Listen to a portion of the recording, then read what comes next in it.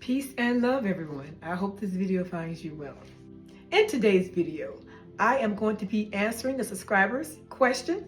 I just want to say I do welcome more questions. If you have any questions, you can just put them in the comments below and I'll try my best to get to you all. This question is from Coconut.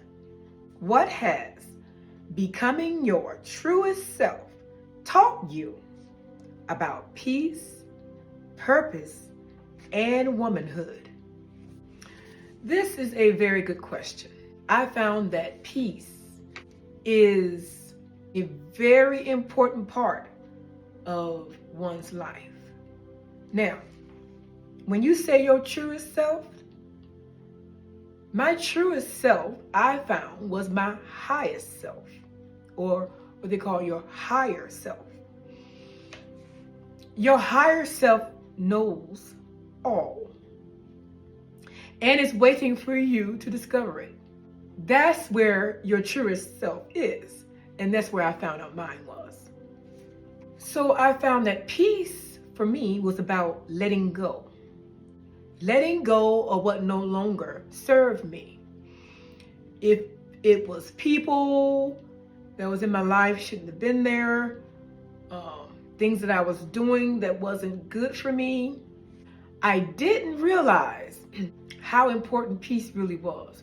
You can have camera, lights, and action and still not be at peace with yourself. And it's because it's all about yourself, know it or not.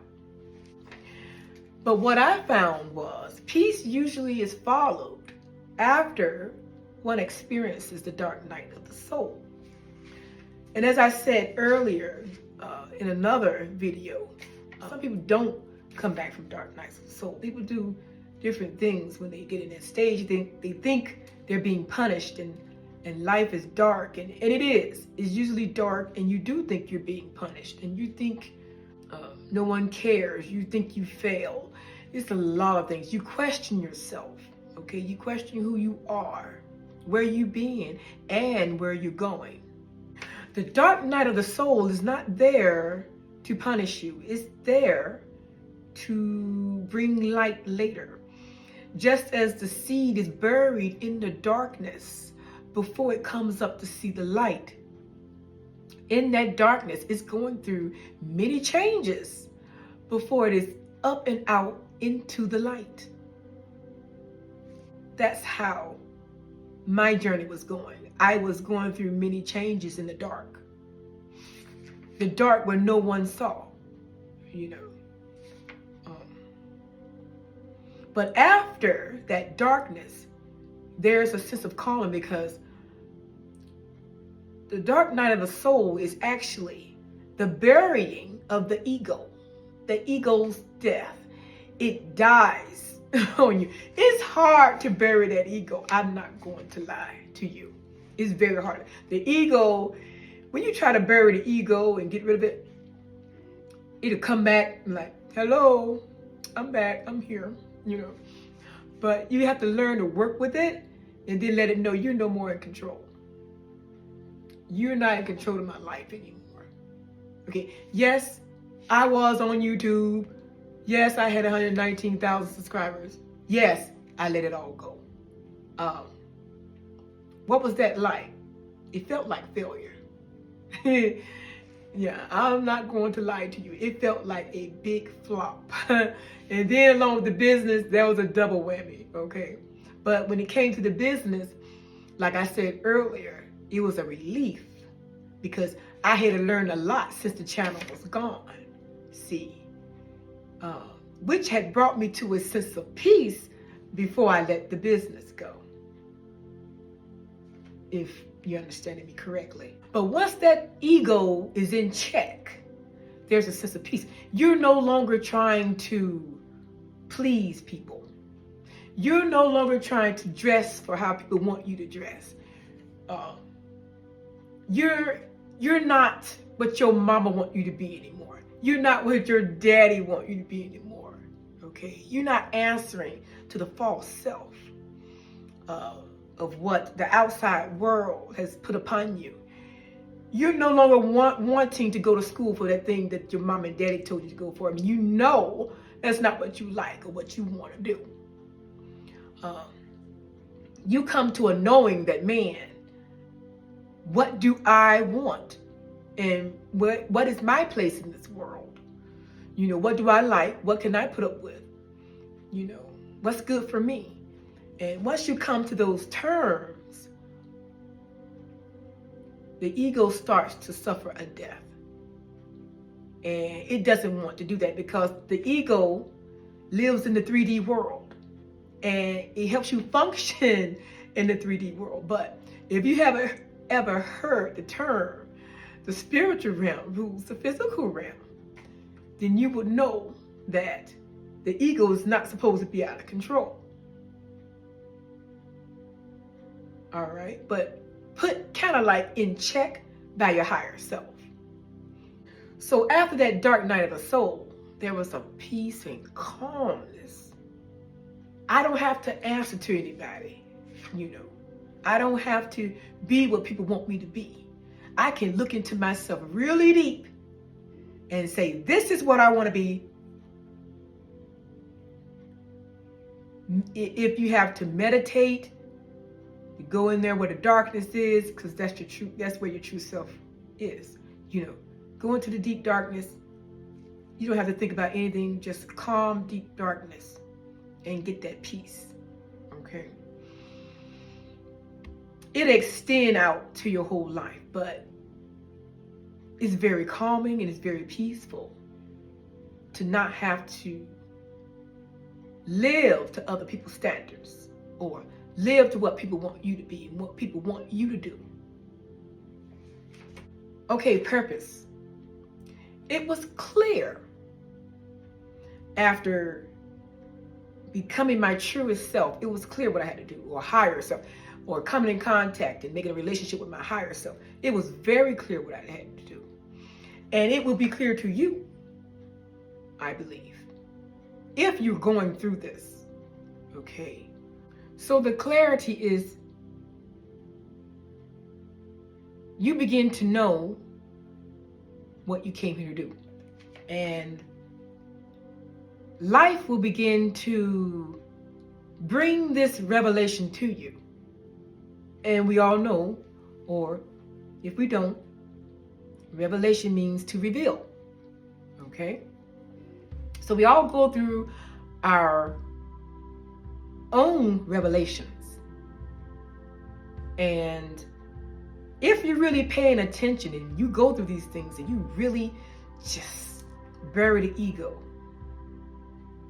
you will begin to see that the universe really does like you and is in cahoots to get you where you need to go. Say you find out why you're here. The universe is going to back you up all the way. Once you find out what you're supposed to be here doing, what you love to do, sometimes it's hand in hand. What you love is probably why you're here, or what you need to be doing while you're here. Universe loves that. Once you do it, oh, everything takes off. Everything is easier. And life begins to mirror that back to you. Oh, she found out why she's here. It's like it applauds you. The whole universe. You guys, your guardian angels, you're being applauded. You figured it out, basically. And life is much better to live that way. The ego is not ruling you, okay, anymore. And so you might see, and I know some of you all probably heard people say, if you see feathers, that means the angels letting you know they're nearby, or they heard your prayer. You might be walking and you see feathers. You can pick them up. If you want to hold on to them, you'll see feathers. You might make a prayer and then all of a sudden you see feathers. The universe letting you know, okay, you're in alignment. You're in alignment. You might have dreams. You might have dreams wherein you in classrooms. I often have dreams where I'm in a lot of classrooms. I'm in school all the time. And I tell my husband, I'm always in school in my dream. Why am I always in a classroom? One time I dreamt I was in a classroom. I was high up somewhere on a mountain somewhere. And I had class. And when I left, it's like I knew where to go. I was just climbing down these rocks. It's amazing. Your dreams will become clearer. And it's almost like within the dreams, my dream was like, I'm on various timelines, living a life different from the one now. But when I wake up, I felt like I was somewhere else living another life. I don't know if any of you all have experienced that. But universe will start to throw little breadcrumbs to let you know you're on the right path. Okay? To let you know you're doing good. This is the path you're supposed to be on. You might be between the dream and the waking state. And I know a lot of people, some people do experience that. Between the dream and the waking state. You're not really dreaming and you're not really awake. Somebody comes to you. You might have a conversation with some beings. And when I say being, I'm talking about maybe someone not from this dimension. It could be. And they step to you and say, do you know who you are? And do some other things, you know. But they say, do you know who you are?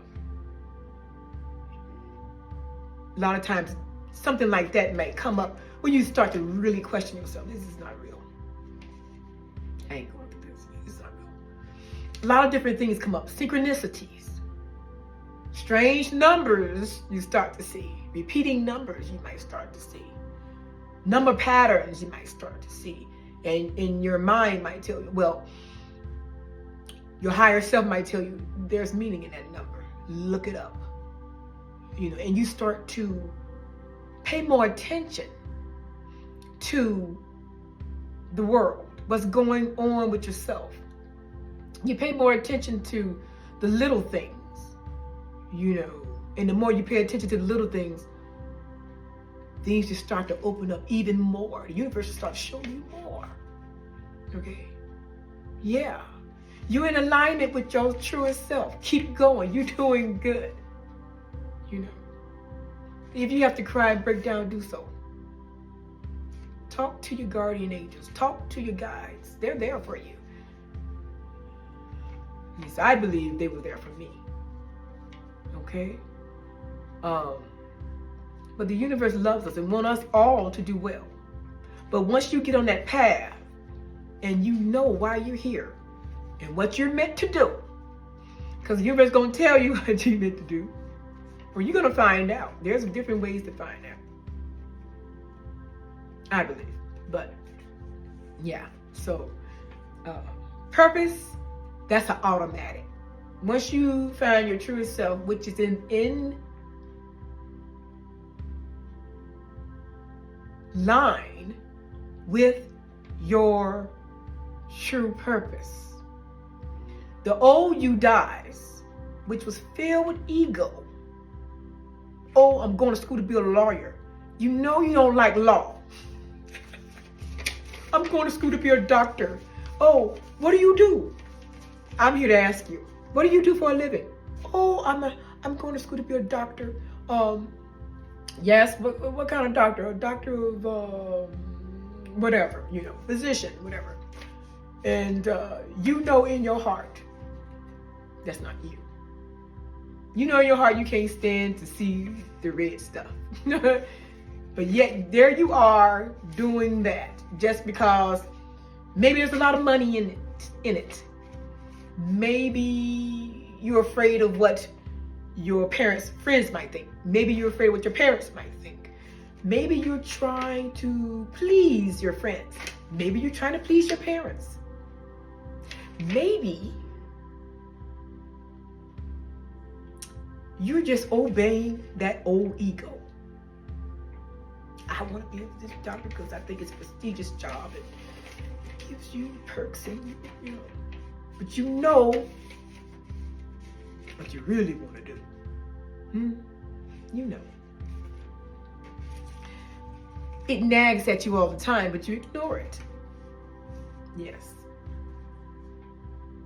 And that's how I was. I was ignoring a lot of things that was drawing at me, But instead of taking the time to really listen to what was going on inside, I was paying attention to everything on the outside. It's basically kind of like that. Everything you need is within you. And I don't think a lot of people know what that means, but when you go through the dark night of the soul, what I did, I found out the truth of what that really was and why the ancients said it. Before, I was just merely repeating it. Everything you need is within yourself. I was really repeating, but I know what it means now. Okay? Womanhood. And womanhood is the state of being a woman. So, after finding my truest self, what did I start to believe or think about womanhood? It was like a wake-up call to what I no longer needed in my life. Okay? I began to look into my relationships, be it with my husband, children. What's the most important here? What am I doing? Am I living a lie? What do I really want from my husband that I have been telling him? That I bury and wasn't being honest about? Which could most likely make your relationship more loving and more better. Okay? And we always want to do better, I hope. With the children, am I spending enough time with my children? What's my relationship like with my children? Especially while being on YouTube. About the time when I was on YouTube and I was getting ready to leave, my daughters also were going through something that was in sync with what I was about to go through. And they came to me one day and said, we don't want to do YouTube anymore. Okay? And it was all in sync. And later on, after going through the dark night of the soul, you can look back on your life and say, oh, I see how all of that took place and why it took place the way it did. But it was a lot of things that was in alignment at that time. I said, you know what? Well, you ain't gotta worry about it anymore because I'm leaving it. First I told him, I said, I'm not going to put you on there. If you don't want to be on there anymore, I'm not going to put you on there anymore. And then, because I knew I was exiting, I needed rest from all of that, especially if I wasn't in alignment, So it was all about, what are my relationships like? How can I be a better woman? I began to look at myself differently.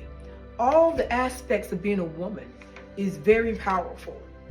From having babies, creating babies, to everything, every part of a woman's body is very powerful. So I began to see myself as a powerful being in being a woman alone. Okay? So you think about what's really important in your life. What is just clogging or draining your life forces? I began to just go down the list. This is draining me. This is draining me. This is draining me. This is draining me. I can't. And when it came to the business, it was always in my ear. I have to let this go. It's pulling me down. And I knew it was pulling me down because I could feel it. It was draining. It was very draining. You can't let your battery keep getting drained. You won't be able to do anything else with your life if you let something keep draining your battery and you know you need to release it or cut the cord. It was a knowing in my life that being a woman is not about trying to please everybody. is standing in your power. Saying no when you want to say yes, to please, not being a people pleaser.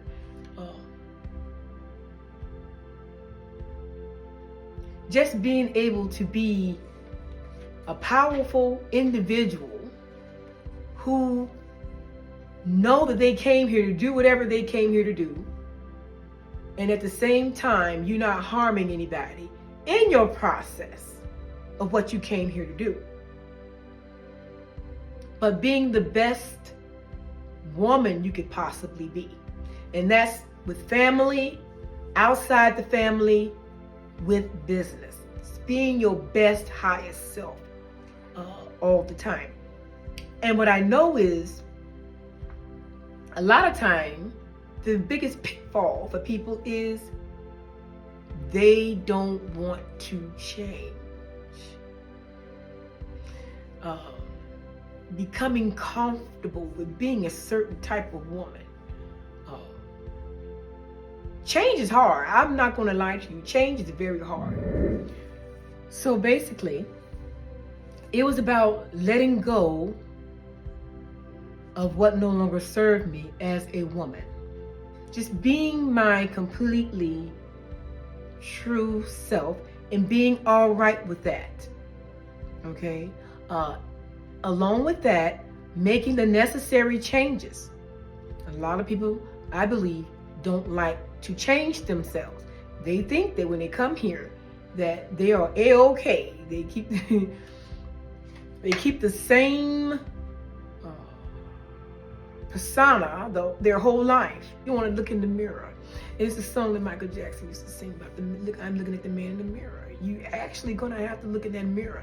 A lot of people look in the mirror just to prep for hygiene or whatever, but they don't look in the mirror for change. And the mirror is going to really give you some things that it's going to be a harsh reality, but it's for the strong.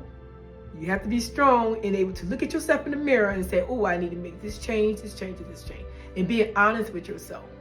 And in womanhood, I had to be honest with myself, who I was, and how can I make a change for the better. Okay, how can I evolve to be a better woman in all my relationships? And sometimes they say, love them from a distance. But you must take care of you. You must take care of you. You have to.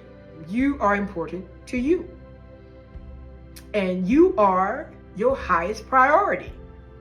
No one else.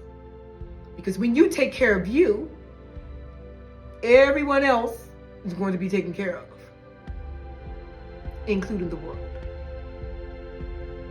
If that makes sense. All right, so that's all I wanted to say today. And I hope I answered your question to the best of my ability.